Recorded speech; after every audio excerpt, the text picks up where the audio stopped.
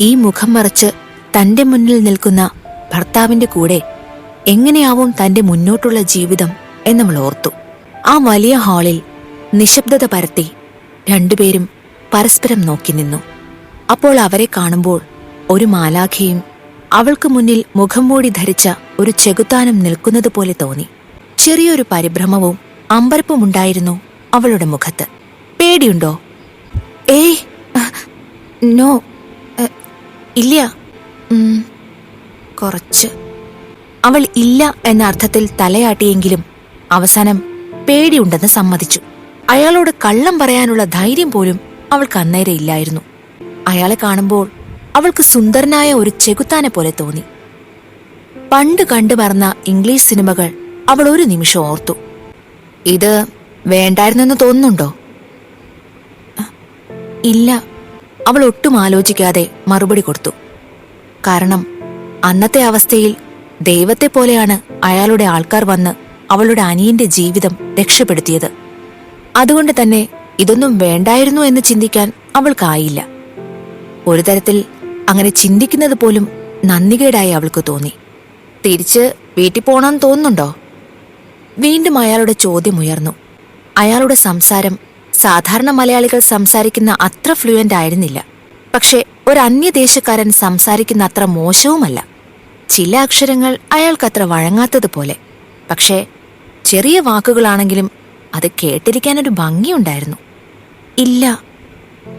അയാൾ ചോദിക്കുന്നതിനെല്ലാം അവൾ ഉത്തരം നൽകി. അയാൾ തന്നെ പരീക്ഷിക്കാനായാകും ഇതൊക്കെ ചോദിക്കുന്നതെന്ന് അവൾക്കറിയാമായിരുന്നു. അവൾ ഓരോന്ന് ഓർത്തുകൊണ്ടിരിക്കുമ്പോഴായിരുന്നു അടുത്ത ചോദ്യം. അപ്പോൾ നീ പറയുന്നത് പേടിയുണ്ടെങ്കിലും ഇവിടെ നിൽക്കുമെന്നാണോ?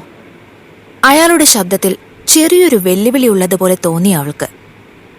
അതെ, അവൾ മടി കൂടാതെ മറുപടി കൊടുത്തു.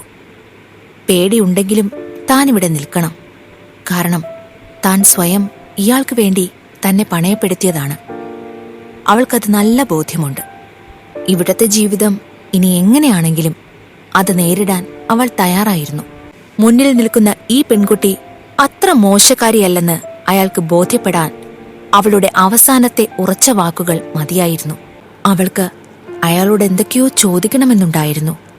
പക്ഷേ ചോദിക്കാൻ പാടുണ്ടോ എന്നറിയാത്തതുകൊണ്ട് അവൾ സ്വയം അടക്കി നിർത്തി. പക്ഷേ അവളുടെ തലച്ചോറിന്റെ കൺട്രോളിലല്ലായിരുന്നു അവളുടെ മനസ്സ്. അതിൽ ഭയത്തെക്കാളേറെ ആകാംക്ഷ മുന്നിട്ട് നിന്നിരുന്നു. അവൾക്ക് ആ മുഖംമൂടി ധരിച്ച ആളെ കാണുമ്പോൾ എന്തോ നാവടക്കാൻ കഴിഞ്ഞില്ല. പേരെന്താ? അവൾ ചോദിച്ചു. ചോദിച്ചു കഴിഞ്ഞതിന് ശേഷം അബദ്ധമായോ എന്ന മട്ടിൽ അയാളെ ഒന്ന് നോക്കി. റേ. അവൾക്ക് പെട്ടെന്ന് ആ പറഞ്ഞത് പിടികിട്ടിയില്ല. റേ? അതെന്ത് പേരാ? റേ എന്നൊക്കെ ആർക്കെങ്കിലും പേരുണ്ടാവോ? അവൾ വീണ്ടും കാര്യമായി, അതിലേറെ നിഷ്കളങ്കമായി ചോദിച്ചു.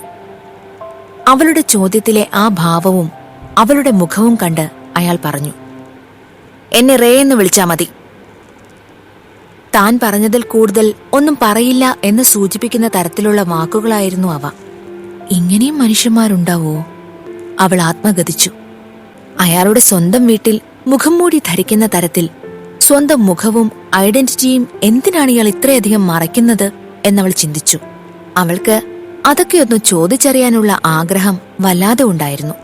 പക്ഷേ അതിപ്പോൾ ചോദിക്കാൻ ശരിയായ സമയമല്ല എന്നവൾക്കറിയാമായിരുന്നു. അതുകൊണ്ട് അവൾ തൽക്കാലം ആ ആഗ്രഹം ഒതുക്കിവെച്ചു. പകരം മറ്റൊരു ചോദ്യം തൊടുത്തുവിട്ടു. പിന്നെ ഞാനൊരു കാര്യം ചോദിക്കട്ടെ? അവൾ അയാളുടെ മുഖത്തേക്ക് എത്തി നോക്കിക്കൊണ്ട് ചോദിച്ചു. നിങ്ങളുടെ സംസാര രൂപം കണ്ടിട്ട് ഒരു മലയാളി ലുക്കില്ലല്ലോ. മലയാളിയല്ലേ? അല്ല, നിങ്ങളുടെ കണ്ണുകളും മുടിയും നിറവൊക്കെ കാണുമ്പോ ഏതോ ഹോളിവുഡ് മൂവിയിലെ വില്ലനെ പോലെ തോന്നുന്നു. ഞാൻ ജനിച്ചതും വളർന്നതുമെല്ലാം കേരളത്തിൽ തന്നെയാണ്. ആണോ? പക്ഷെ കണ്ടാ പറയില്ലാട്ടോ, മലയാളി ലുക്ക് തീരെയില്ല. ഞാനൊരു ആംഗ്ലോ ഇന്ത്യനാണ്. ആ, വെറുതെ അല്ല. അവൾ കുറച്ച് അത്ഭുതത്തോടെ അതിലേറെ തന്റെ കണ്ടെത്തൽ തെറ്റിയില്ല എന്ന മട്ടിൽ പറഞ്ഞു. അതിനയാൾ ഒന്നും പ്രതികരിച്ചില്ല. ഞാൻ ഒരു കാര്യം കൂടെ ചോദിക്കട്ടെ? നിങ്ങളുടെ മുഖം കാണാൻ പാടില്ല എന്ന എഗ്രിമെന്റ് പറഞ്ഞിരുന്നു. പക്ഷേ ഞാനെങ്ങാനും ഇനി നിങ്ങളെ കണ്ടാലോ, അതായത് അബദ്ധത്തിലെങ്ങാനും? അയാൾ അവളെ ഒന്ന് തറപ്പിച്ചു നോക്കി. അബദ്ധത്തിലോ? ഒരിക്കലുമില്ല. എപ്പോഴത്തെയും പോലെ നല്ല ഉറപ്പുള്ള മറുപടിയായിരുന്നു അത്. അവൾക്ക് നിരാശ തോന്നി. ഇയാൾക്കെങ്ങനെ ഇത്രയ്ക്ക് ഉറപ്പിച്ചു പറയാൻ പറ്റും? ഇയാൾ ആരാ, ദൈവമാണോ? അതോ ഹിറ്റ്ലറോ? ഇത്രയ്ക്കൊക്കെ രഹസ്യങ്ങളും ഒപ്പം അഹങ്കാരവും. ദേഷ്യം പ്രകടിപ്പിക്കാൻ കഴിയാത്തതുകൊണ്ട് അവൾ മനസ്സിൽ ഓരോന്ന് പറഞ്ഞുകൊണ്ടിരുന്നു. അല്ല, അപ്പൊ നിങ്ങൾ ഉറങ്ങുമ്പോഴോ? അപ്പോഴും ഈ മാസ്ക് വെച്ചാണോ കിടക്കുന്നത്? ഈ മാസ്ക് വെച്ച് ഉറങ്ങുക എന്നൊക്കെ പറഞ്ഞാൽ അല്പം അസൗകര്യമുള്ള പരിപാടിയല്ലേ? അയാൾ ഇതെങ്ങനെ മാനേജ് ചെയ്യുമെന്ന് അറിയണമല്ലോ. ആ മനുഷ്യൻ പക്ഷേ മറുപടിയൊന്നും പറഞ്ഞില്ല. പകരം അയാൾ പോക്കറ്റിൽ കൈയിട്ട് എന്തോ എടുത്തു. എന്നിട്ട് ഗാഥയ്ക്ക് നേരെ തിരിഞ്ഞുകൊണ്ട് അത് അവൾക്ക് നേരെ ഉയർത്തി. ഗാഥ അയാളുടെ കയ്യിലുള്ള ചുവന്ന തുണിയിലേക്ക് നോക്കി. നമ്മൾ ബെഡിൽ കിടക്കുമ്പോഴെല്ലാം നീ ഇത് ധരിക്കും. ഗാഥ അയാളുടെ കയ്യിലേക്ക് സംശയത്തോടെ നോക്കി. അത് കണ്ണു കെട്ടാനുള്ള ഒരു ചുവന്ന തുണിയായിരുന്നു. എന്താ പറഞ്ഞത്? എനിക്ക് മനസ്സിലായില്ല. നിങ്ങൾ പറഞ്ഞതിന്റെ അർത്ഥം ഇനി മുതൽ ഞാൻ ഉറങ്ങുമ്പോഴെല്ലാം കണ്ണു കെട്ടിയിട്ട് വേണമെന്നാണോ? അവൾക്കുള്ള ഉത്തരവും ആ ചോദ്യത്തിൽ തന്നെ ഉണ്ടായിരുന്നു. അതുകൊണ്ടാണോ എന്തോ അയാൾ അവളെ നോക്കി നിന്നതല്ലാതെ യാതൊരു മറുപടിയും കൊടുത്തില്ല. നിങ്ങളെന്താ ആളെ കളിയാക്കാണോ? ഇതെന്ത് ഭ്രാന്താണ്? ആരെങ്കിലും കിടക്കുമ്പോ കണ്ണു കെട്ടിയിട്ട് കിടക്കോ? എന്റെ പേര് ഗാഥ എന്ന, അല്ലാതെ ഗാന്ധാരി എന്നല്ല. ഗാഥയ്ക്കത് ഉൾക്കൊള്ളാനായില്ല. അവൾ കുറച്ച് ശബ്ദത്തിൽ തന്നെയാണ് അത് ചോദിച്ചത്. പക്ഷേ അയാൾ അവളെ നോക്കി നിന്നതല്ലാതെ ഒന്നും പറഞ്ഞില്ല. ഞാനെന്താ ഗാന്ധാരിയാണോ കണ്ണുകെട്ടി നടക്കാൻ? അതിന് ഇയാളാരാ? ധൃതരാഷ്ട്രരോ? ഇയാൾ കണ്ണല്ലല്ലോ മറച്ചു നടക്കുന്നത്, മുഖമല്ലേ? ഇയാളെ ആരും കാണാൻ പാടില്ലെങ്കിൽ അതിനു വേണ്ടത് അയാളിൽ തന്നെയല്ലേ ചെയ്യേണ്ടത്? എന്നെ ബുദ്ധിമുട്ടിക്കാൻ ഇങ്ങനെയൊക്കെ ചെയ്യണോ? ഇതൊക്കെ എവിടത്തെ നിയമ? ഗാഥയ്ക്ക് ആകെ ദേഷ്യം വന്നിരുന്നു. അവൾ ഇതെല്ലാം സ്വയം മനസ്സിൽ പറഞ്ഞ് സ്വന്തമായി വാദപ്രതിവാദം നടത്തുകയായിരുന്നു. അതിന്റെ ഭാവങ്ങളെല്ലാം അവളുടെ മുഖത്ത് വിരിയുന്നുണ്ടായിരുന്നു. അത് മനസ്സിലാക്കുന്നത് പോലെ അയാൾ അവളുടെ മുഖത്ത് നോക്കി നിന്നു. എന്നിട്ട് അവസാനം ആ പേടിപ്പെടുത്തുന്ന ശബ്ദത്തിൽ പറഞ്ഞു, ഇവിടെ ഞാനാണ് കാര്യങ്ങൾ തീരുമാനിക്കുന്നത്. താൻ എന്നെ അനുസരിക്കും. അയാളുടെ ഭാവം മാറുന്നത് വളരെ പെട്ടെന്നാണ്. ഈ ചെകുത്താനോടൊപ്പം എങ്ങനെ ജീവിക്കും? അവൾ ആദിയോടെ ഓർത്തു. Hey Ray! വാതിൽക്കൽ നിന്ന് ഉച്ചത്തിലുള്ള മറ്റൊരു ശബ്ദം കേട്ടാണ് ഗാഥ തലചെരിച്ചു നോക്കിയത്. പൂക്കച്ചവടക്കാരന്റേതുപോലെ കയ്യിൽ ഒരുപാട് പൂക്കളുമായി സുന്ദരനായ ഒരാൾ. അയാളുടെ കൈവശം പിടിക്കാൻ കഴിയാത്തത്ര നിറയെ പൂക്കളുണ്ടായിരുന്നു. ചിലതൊക്കെ അയാളുടെ കയ്യിൽ നിന്ന് താഴെ വീണ് ചിതറിക്കിടക്കുന്നുണ്ടായിരുന്നു. അയാൾ സന്തോഷത്തോടെ അവളുടെ അടുത്തേക്ക് വന്നു. അവന്റെ അലങ്കോലമായ ചെമ്പൻ മുടിയും സുന്ദരമായ മുഖവും ഏതോ മ്യൂസിക് ബാൻഡിലെ അംഗത്തെപ്പോലെ തോന്നിച്ചു. ഹായ്!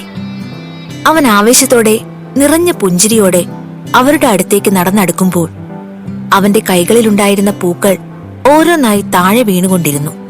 ഹായ്, ഞാൻ റോഷൻ. റേയുടെ, അതായത് തന്റെ ഹസ്ബൻഡിന്റെ ഫ്രണ്ടാണ്. സന്തോഷത്തോടെ അവൾക്കരികിലേക്ക് വന്ന അയാൾ അവളെ പരിചയപ്പെട്ടു. അയാളുടെ ശബ്ദം കേട്ടപ്പോൾ ഗാഥയിൽ ഒരാശ്വാസമുണ്ടായി. മുഖം മൂടി ധരിച്ച അവളുടെ ഭർത്താവിന്റെ പോലെ പേടിപ്പിക്കുന്ന ശബ്ദമായിരുന്നില്ല അത്. ഹായ്, ഞാൻ ഗാഥ. ഗാഥ എത്ര സുന്ദരിയാണെന്ന് അയാൾ അത്ഭുതപ്പെട്ട് കാണണം. അവളുടെ ഓരോ ഭാവവും അത്ര മനോഹരമായിരുന്നു. ഗാഥ ആശ്ചര്യത്തോടെ അയാളുടെ കൈകളിലുള്ള പൂക്കളിലേക്കും നിലത്തു വീണുകിടക്കുന്ന പൂക്കളിലേക്കും നോക്കി. ഓ, ഇത്... അവൻ പെട്ടെന്ന് അവന്റെ കയ്യിലിരുന്ന പൂക്കൾ അവളുടെ കൈകളിലേക്ക് കൊടുത്തു. ആ പൂക്കൾ കണ്ട് ഗാഥ അതിശയിച്ചു. കാരണം അവ സാധാരണ റോസസ് അല്ലായിരുന്നു. നാട്ടിൽ കിട്ടുന്നതിൽ വെച്ച് ഏറ്റവും എക്സ്പെൻസീവ് ആയിട്ടുള്ള പൂക്കളായിരുന്നു അവ. അയാൾ തിരികെ നടന്നു. ചുറ്റുമുള്ളതൊന്നും തന്നെ ബാധിക്കാത്ത തരത്തിലായിരുന്നു അയാളുടെ ആ പോക്ക്. ഗാഥയും റോഷനും അയാൾ കണ്ണിൽ നിന്ന് മറയും വരെ അയാളെ തന്നെ വായും തുറന്ന് നോക്കിക്കൊണ്ട് നിന്നു. ഇതിനിപ്പോൾ എന്താ ചെയ്യണ്ടേ? അവൻ പറഞ്ഞിട്ട് തനിക്കാ വാങ്ങിയതാണിതെല്ലാം. ഇതുമാത്രമല്ല, ഒരു ട്രക്ക് നിറയെ പൂക്കൾ പുറത്തു നിൽക്കുന്നുണ്ട്. റോഷൻ ഒരു ചിരിയോടെ പറഞ്ഞു. ഗാഥ അതിന് മറുപടിയൊന്നും പറയാതെ ഒന്ന് പുഞ്ചിരിച്ചു. എനിവേ, ഗാഥയെപ്പറ്റി കൂടുതലൊന്നും അറിഞ്ഞില്ലല്ലോ. തന്റെ വീട് എവിടെയാ? റോഷൻ അവളോട് ചോദിച്ചു. ഞാൻ എറണാകുളം, ഗാഥ മറുപടി പറഞ്ഞു. ആ, ഓക്കെ. തനിക്ക് ഇവിടെയൊക്കെ ഇഷ്ടപ്പെട്ടോ? റോഷൻ കുശലാന്വേഷണം പോലെ ചോദിച്ചു. ഗാഥ മടുപ്പിക്കുന്ന ആ അന്തരീക്ഷത്തിലേക്ക് ഒന്ന് കണ്ണോടിച്ചു. എന്നിട്ട് അവനോടായി അതെ എന്ന അർത്ഥത്തിൽ തലയാട്ടി. താൻ പേടിക്കണ്ടടോ, അവൻ പാവാണ്. ഈ പുറമോടി കണ്ടിട്ട് വിലയിരുത്തണ്ട. റോഷൻ റേ പോയ വഴിയെ നോക്കി അവളോട് പറഞ്ഞു. അവൾ മറുപടിയൊന്നും പറയാതെ ഒന്ന് പുഞ്ചിരിച്ചു. അല്പം മുൻപ് റേയുടെ നോട്ടത്തിനു മുന്നിൽ പതറിപ്പോയത് അവൾ ഓർത്തു. ഒരു നോട്ടം കൊണ്ടും ഒന്നോ രണ്ടോ വാക്കുകൾ കൊണ്ടും ഭയപ്പെടുത്താൻ കഴിയുന്ന അയാളാണോ പാവം? അവൾ മനസ്സിൽ ചിന്തിച്ചു. അവനെ കൂടുതൽ അറിഞ്ഞു തുടങ്ങിയാൽ മാറും തന്റെ ഈ പേടിയൊക്കെ. അവൾ ഒന്നും മൂളിക്കൊണ്ട് വലിയ തെളിച്ചമില്ലാതെ ചിരിച്ചു. താൻ ടെൻഷൻ ആവണ്ടടോ. തനിക്ക് പൂക്കൾ ഇഷ്ടാവെന്ന് പറഞ്ഞതുകൊണ്ടാണ് അവൻ ഒരു ലോഡ് നിറയെ പൂക്കൾ വരുത്തിച്ചത്. തന്നെ ഇഷ്ടപ്പെട്ടത് കൊണ്ടല്ലേ അത്. പിന്നെ ഒരു കാര്യം എപ്പോഴും ശ്രദ്ധിച്ചോ കേട്ടോ. അവനോട് എന്തെങ്കിലും കാര്യം ആവശ്യപ്പെടുമ്പോ എത്ര വേണമെന്ന് മറക്കാതെ പറയണം. അല്ലെങ്കിൽ ഇതുപോലെ ട്രക്കുകൾ മുറ്റത്ത് നിരന്നു കിടക്കും. റോഷൻ അതും പറഞ്ഞുകൊണ്ട് ഉറക്കെ ചിരിച്ചു. ഗാഥയും മനസ്സൊന്ന് റിലാക്സ് ആയതുപോലെ ചിരിച്ചു. അല്പസമയം കൂടി സംസാരിച്ചു നിന്നിട്ട് റോഷൻ റേയുടെ അടുത്തേക്ക് പോയി. അതോടെ അവൾ വീണ്ടും അവിടെ തനിച്ചായി. ഒറ്റയ്ക്കായപ്പോൾ അവളുടെ മനസ്സിലേക്ക് റേയുടെ ഓർമ്മകൾ വന്നു. അവൾക്ക് അവളുടെ മുഖംമൂടി ധരിച്ച നിഗൂഢനായ ഭർത്താവിനെക്കുറിച്ച് ഓർക്കുമ്പോൾ ആകെ മൊത്തം വിചിത്രമായി തോന്നി. എന്നാൽ പുറത്തും അകത്തും നിറഞ്ഞു കവിഞ്ഞിരുന്ന ചുവന്ന റോസാപ്പൂക്കൾ അവൾക്കെന്തോ ഒരു പുതിയ പ്രതീക്ഷ നൽകി. അയാൾക്ക് ശരിക്കും തന്നോട് സ്നേഹമുണ്ടോ? അവൾ ഒരു നിമിഷം ആലോചിച്ചു.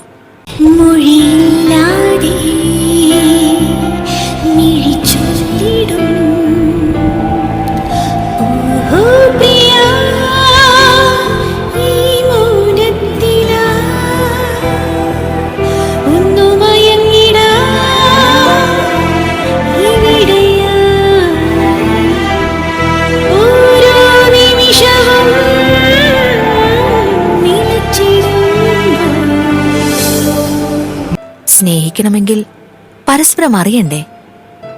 ഇന്നീ ദിവസം കല്യാണം കഴിഞ്ഞതിന് ശേഷം മാത്രം പരസ്പരം കണ്ടുമുട്ടിയവരാണ് തങ്ങൾ. എന്നിട്ടും അയാൾക്ക് തന്നോട് സ്നേഹമുണ്ടോ എന്ന് ആലോചിക്കാൻ തനിക്കെങ്ങനെ തോന്നി എന്നവൾ ആശ്ചര്യപ്പെട്ടു. എന്നിരുന്നാലും അവൾക്ക് അയാളെക്കുറിച്ച് അറിയാനുള്ള ജിജ്ഞാസ വർദ്ധിച്ചു. രാത്രി. സുന്ദരിയായ മൂന്നാർ മഞ്ഞണിഞ്ഞ് കുളിർന്നു കിടന്നു. ചുറ്റും പരന്ന ഇരുട്ടിനെ പൊന്നു ചാർത്തിയതുപോലെ താഴ്വാരത്തെ വഴിവിളക്കുകൾ കാണപ്പെട്ടു. ഇരുട്ടു പരന്ന തേയിലത്തോട്ടങ്ങളുടെ നടുവിൽ പ്രകാശപൂരിതമായി ഫ്രാൻസിസ് മാൻഷൻ. അകത്ത് മാസ്റ്റർ ബെഡ്റൂമിൽ ഗാഥ നേരത്തെ തന്നെ കുളിച്ചുറങ്ങാൻ തയ്യാറായി. തണുപ്പ് ശീലമില്ലാത്തതിനാൽ അവൾ ചൂടുവെള്ളത്തിലാണ് കുളിച്ചത്. വിശാലമായ ആ ബാത്റൂമിലെ വലിയ ബാത്ടബും സൗകര്യങ്ങളും അവൾക്ക് അത്ഭുതം നിറഞ്ഞതായിരുന്നു. അവിടെയുള്ള ആളുകൾ അവളെ ഒരു രാജകുമാരി പോലെയായിരുന്നു ട്രീറ്റ് ചെയ്തത്. റേ അവന്റെ ഓഫീസ് റൂമിലായിരിക്കുമെന്നും ഈ സമയം അവനെ ശല്യം ചെയ്യുന്നത് നല്ലതല്ല എന്നും റോഷൻ പറഞ്ഞതിനാൽ അവൾ അതിന് മെനക്കെട്ടില്ല. അല്ലെങ്കിലും അവൾക്കതിന് താല്പര്യമില്ലായിരുന്നു. അവൾക്ക് ശരിക്കും ഇടയ്ക്ക് തോന്നിപ്പോയി, അയാൾ വല്ല അന്യഗ്രഹ ജീവി വല്ലതോ ആണോന്ന്. ഒരു മുഖംമൂടിയും എവിടെയോ ഇല്ലാത്ത ഓരോ നിയമങ്ങളും. അവൾ നീല നിറത്തിലുള്ള ഒരു ടീഷർട്ടും അതിന്റെ മാച്ചിങ് ഷോർട്സുമായിരുന്നു ഇട്ടിരുന്നത്. തണുപ്പിൽ അവൾക്ക് ആ വസ്ത്രം പോരാ എന്ന് തോന്നി. അവൾ കബോർഡ് തുറന്നു. കാലറ്റം വരെ നീണ്ടുകിടക്കുന്ന വലിയ കോട്ട് ധരിച്ചു. എന്നിട്ട് കട്ടിലിൽ കയറി കിടന്നു. കയ്യിൽ ആ ചുവന്ന തുണിയും വച്ച് അവൾ സീലിംഗിലേക്ക് നോക്കി നിശബ്ദയായി കിടന്നു. അവിടുത്തെ ആ തണുപ്പും ബെഡിന്റെ ചെറിയ ചൂടും അവിടെ അങ്ങനെ കിടക്കാൻ ഒരു പ്രത്യേക സുഖം പകരുന്നുണ്ടായിരുന്നു. ഉറങ്ങിയോ? പെട്ടെന്നുള്ള റേയുടെ മാസ്മരിക ശബ്ദം കേട്ട് ഗാഥ ബെഡിൽ നിന്ന് പിടഞ്ഞെഴുന്നേറ്റു. റേ അവളെ ഒന്ന് നോക്കി. പിന്നീട് അവൾ ധരിച്ച വസ്ത്രത്തിലേക്കും. ഇതുപോലെ ഡ്രസ്സ് ചെയ്തിട്ട് താനെങ്ങനെയാണ് എന്നെ വശീകരിക്കാൻ പോകുന്നത്? അവൻ അവളെ മൊത്തത്തിലൊന്നു നോക്കി. തണുപ്പുകൊണ്ട് അവൾ ധരിച്ചിരുന്ന കോട്ട് അവളുടെ അടിതൊട്ട് മുടിവരെ മറച്ചിരുന്നു.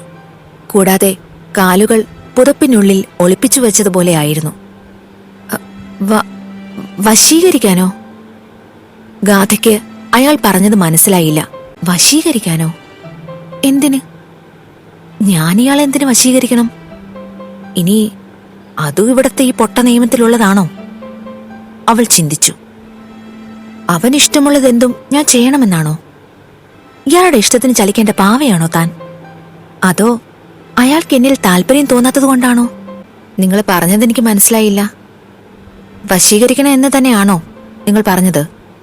അയാൾ അവളെ നോക്കി അവളുടെ അടുത്തേക്ക് നടന്നു വന്നു. നിങ്ങൾ കാര്യമായിട്ട് പറഞ്ഞതാണോ? അവൾ വിശ്വാസം വരാതെ വീണ്ടും ചോദിച്ചു.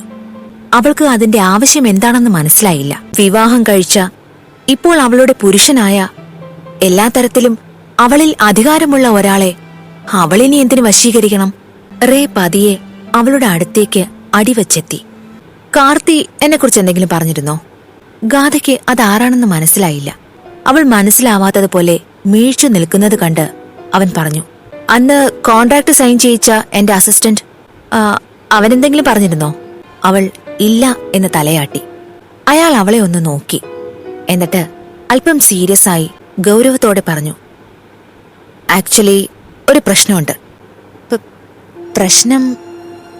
അവളൊരു ചെറിയ വിക്കലോടെ ചോദിച്ചു. യാ, എനിക്കൊരു പ്രശ്നമുണ്ട്. ഒരു സ്ത്രീക്കും എന്നെ ആകർഷിക്കാൻ കഴിയില്ല. ഗാഥ 2-3 തവണ കണ്ണടച്ചു തുറന്നു. വാട്ട്? ഓ, അപ്പൊ നിങ്ങൾ ഗേ ആണോ? അല്ല. അവന്റെ ഐസ് പോലെ തണുത്തുറഞ്ഞ വാക്കുകൾ പുറത്തേക്ക് വന്നു. ഉറപ്പാണോ? ഗാഥ അറിയാതെ ആ ചോദ്യം വായിൽ നിന്ന് വീണു. അവൾക്ക് അവളുടെ വായ ടേപ്പ് ചുറ്റി അടയ്ക്കാൻ ആഗ്രഹം തോന്നി. അവൾക്കറിയാമായിരുന്നു ഇങ്ങനെയുള്ള ചോദ്യങ്ങൾ അവളുടെ ശവക്കുഴി സ്വയം തോണ്ടുന്നതിന് തുല്യമാണെന്ന്. എന്നാൽ അത്ഭുതകരമെന്ന് പറയട്ടെ, അവളുടെ ചോദ്യത്തിന് അയാൾ അസ്വസ്ഥനാവാതെ മറുപടി പറഞ്ഞു. അതെ, എനിക്കുറപ്പാണ്. എനിക്ക് ആണുങ്ങളോട് താല്പര്യമില്ല. പിന്നെന്താ പ്രശ്നം? സ്ത്രീകളോടുള്ള താല്പര്യക്കുറവ്. അപ്പോൾ ആണുങ്ങളോടോ? അതായത് ഞാൻ ഉദ്ദേശിച്ചത് റൊമാൻറ്റിക് ആയിട്ട് ആണുങ്ങളോട് താല്പര്യമില്ലേ? ഉറപ്പാണോ? അയാളുടെ ഭാവം മാറുന്നുണ്ടോ എന്ന് വീണ്ടും അവൾ ആശങ്കയോടെ നോക്കി. എന്നാൽ റേയ്ക്ക് സത്യത്തിൽ അവളോട് അല്പം മതിപ്പ് തോന്നി. ഏതാനും മണിക്കൂർ മുൻപ് കണ്ടുമുട്ടിയ അവൾ തന്നോട് സംസാരിക്കാൻ ശ്രമിക്കുന്നത് അയാൾക്ക് തന്നെ ഒരു അത്ഭുതമായി തോന്നി. ആദ്യമായിട്ടാണ് ഒരു സ്ത്രീ തന്നോട് ഇങ്ങനെ സംസാരിക്കാൻ പോലും ധൈര്യപ്പെടുന്നത്. അതിശയകരമായ കാര്യം, ബലഹീനയായി കാണുന്ന എന്നാൽ ധൈര്യവതിയായ ഈ പെൺകുട്ടി പരിഹാസ്യ രൂപേണ ചോദിക്കുന്ന കാര്യങ്ങൾക്ക് പോലും ഉത്തരങ്ങൾ നൽകാൻ താൻ പ്രേരിതനാവുന്നു എന്നതാണ്. ഇവൾക്ക് പകരം മറ്റേതെങ്കിലും സ്ത്രീ ആയിരുന്നേൽ എപ്പോഴേ അവൾ അതിന്റെ ഭവിഷ്യത്ത് അനുഭവിച്ചേനെ. ഇവൾക്ക് എന്തോ ഒരു പ്രത്യേകത ഉള്ളതുപോലെ അയാൾ സ്വയം ചിന്തിച്ചു. എന്നിട്ട് അവൾക്ക് മറുപടി നൽകി. എനിക്ക് പുരുഷന്മാരോടും താല്പര്യമില്ല. ഈ വിഷയം കൂടുതൽ സംസാരിക്കാൻ താല്പര്യമില്ല എന്ന് സൂചിപ്പിക്കും വിധമായിരുന്നു അയാളുടെ മറുപടി. അപ്പോൾ ശരിക്കും നിങ്ങൾക്ക് ബോയ്സിനോടും ഗേൾസിനോടും താല്പര്യമില്ലേ? ഇല്ല. പിന്നെ എന്തിനാണ് എന്നെ കല്യാണം കഴിച്ചത്? എനിക്കൊരു കുഞ്ഞിനെ വേണം. അത് ശരിയാണല്ലോ. അതാണല്ലോ ഞങ്ങൾ തമ്മിലുള്ള കോൺട്രാക്ട്. അവൾ ഓർത്തു. ഇങ്ങനെയാണെങ്കിൽ എനിക്കെങ്ങനെ നിങ്ങൾക്കൊരു കുഞ്ഞിനെ തരാൻ കഴിയും? അതുകൊണ്ടാണ് പറഞ്ഞത്, താൻ എന്നെ വശീകരിക്കണം, സെഡ്യൂസ് ചെയ്യണം, എന്നെ തന്നിലേക്ക് അടുപ്പിക്കണം. ഗാഥ ആകെ അമ്പരന്നു. ഒരാളോടും പ്രണയമോ മറ്റൊന്നുമോ തോന്നാത്ത ഒരാളെ എങ്ങനെ താൻ വശീകരിക്കും? ഇത് തന്നെ കൊണ്ട് സാധ്യമാകുമോ? നിൻമുഖം തെളിഞ്ഞിടും, നീ എന്നും നിറഞ്ഞിടും എൻ മിഴികളിൽ